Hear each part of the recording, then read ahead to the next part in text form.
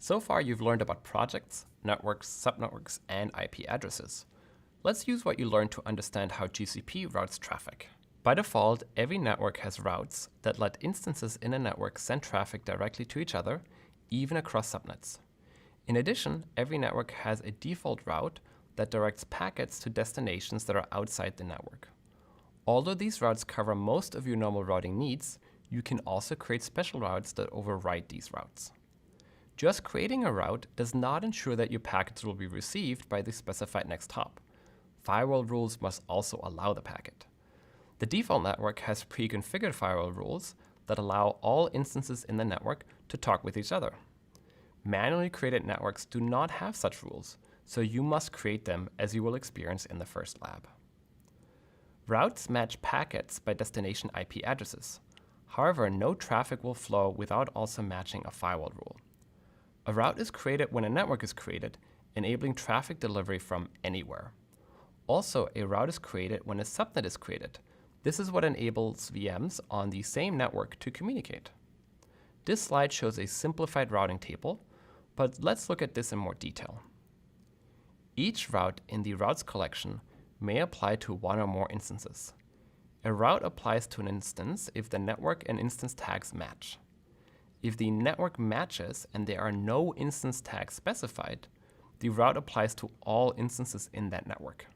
Compute Engine then uses the routes collection to create individual read-only routing tables for each instance. This diagram shows a massively scalable virtual router at the core of each network. Every virtual machine instance in the network is directly connected to this router, and all packets leaving a virtual machine instance are first handled at this layer before they are forwarded to the next hop. The virtual network router selects the next hop for a packet by consulting the routing table for that instance. GCP firewall rules protect your virtual machine instances from unapproved connections, both inbound and outbound, known as ingress and egress respectively. Essentially, every VPC network functions as a distributed firewall. Although firewall rules are applied to the network as a whole, connections are allowed or denied at the instance level. You can think of the firewall as existing not only between your instances and other networks, but between individual instances within the same network. GCP firewall rules are stateful. This means that if a connection is allowed between a source and a target, or a target and a destination, all subsequent traffic in either direction will be allowed. In other words, firewall rules allow bidirectional communication once a session is established. Also, if for some reason all firewall rules in a network are deleted, there is still an implied deny all ingress rule and an implied allow all egress rule for the network. You can express your desired firewall configuration as a set of firewall rules. Conceptually, a firewall rule is composed of the following parameters: the direction of the rule, inbound connections are matched against ingress rules only, and outbound connections are matched against egress rules only.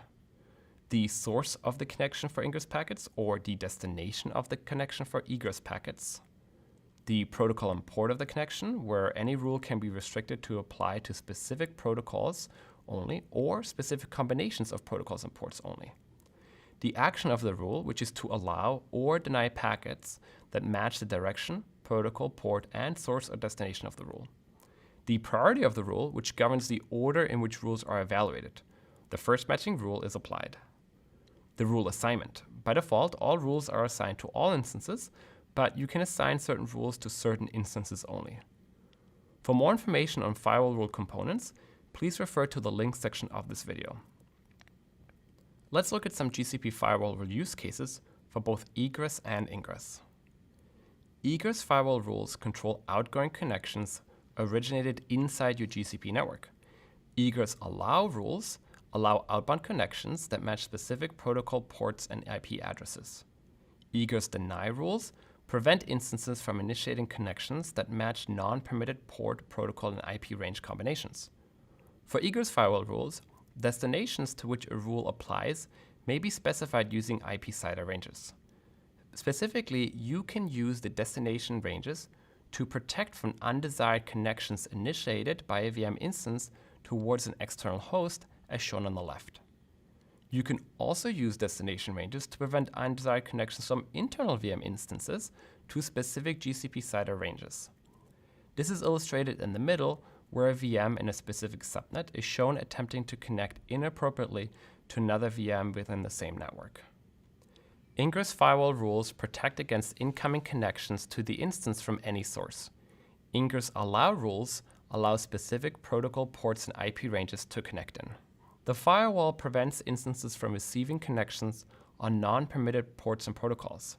Rules can be restricted to only affect particular sources. Source CIDR ranges can be used to protect an instance from undesired connections coming either from external networks or from GCP IP ranges.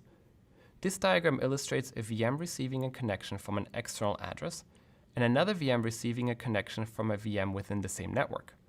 You can control ingress connections from a VM instance by constructing inbound connection conditions using source CIDR ranges, protocols, or ports.